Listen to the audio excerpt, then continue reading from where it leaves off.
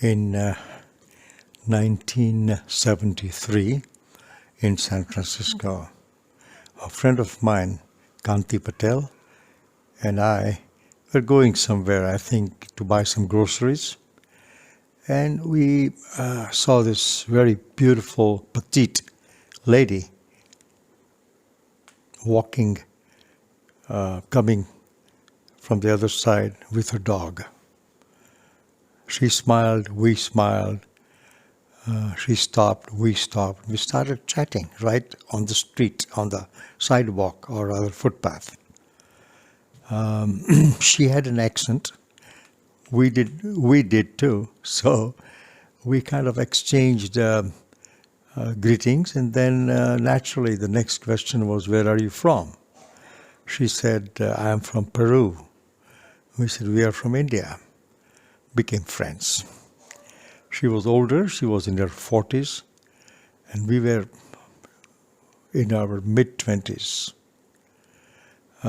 Became good friends.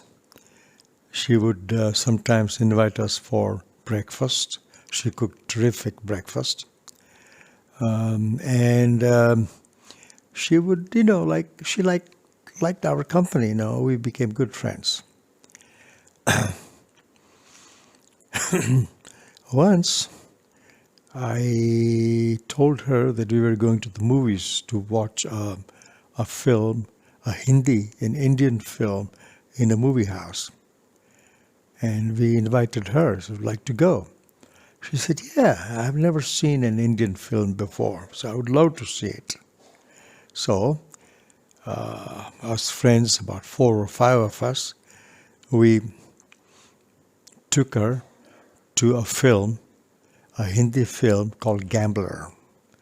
That was a Devanand film, Devanand and Zahida, I believe.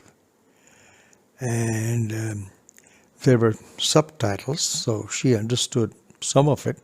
Some we commented on.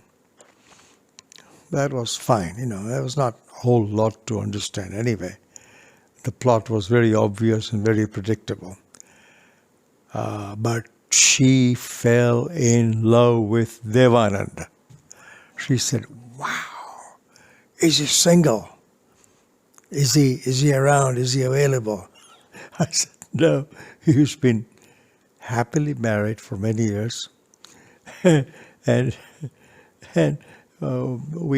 we told her about Devanand, how evergreen hero we called him, and how many films he had done, and his actual age and all that. And she was fascinated. She just said, "Wow." So she asked me, "How can I get a picture of him?" Now, in those days, it was difficult to get pictures of these actors and actresses unless you bought a Filmfare magazine or Stardust or something like that. And we had none of those. But I did have the long play record of the film Gambler. And so I took a picture of that. That's where Devanand is standing like this with a cigar in his mouth and a straw hat. And I made a printout of it and gave it to her as a gift.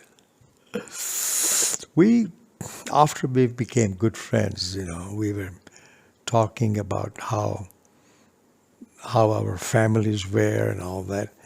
Then naturally we ended up asking her, "Why are you single? You're such a charming young lady." She said, "Oh, I love this man. He's fantastic. Everything.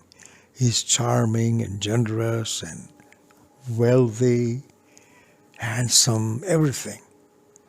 So I said, "Well, what's stopping you? What's the problem?" She said, "He's gay." I said, "What?"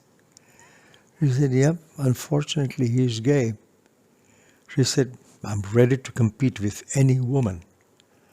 But how can I compete with a man?" Very valid point. I said, "Yeah, that's true. So sorry." I said, "Well, if it's a hopeless case, just move on, She said, yeah, but it's difficult. Yeah. So that's how it was. I'm trying to think of her name. It's not coming to me. Isn't it a pity that mind plays such tricks on you? A very charming Peruvian young lady. Well, not young lady, but a very mature lady. Very nice she was. Then we drifted apart. Like she moved from the apartment she was in that was close to where we lived to somewhere in the avenues, and she gave us her new phone number. Only landline. All we had was landline, and we kept in touch for a couple of months, and then slowly, you know how it is. She went her way, we went our way. But I still remember the delicious breakfast she used to cook so affectionately for us, and her words that I can compete with any woman, but how can I compete with a man?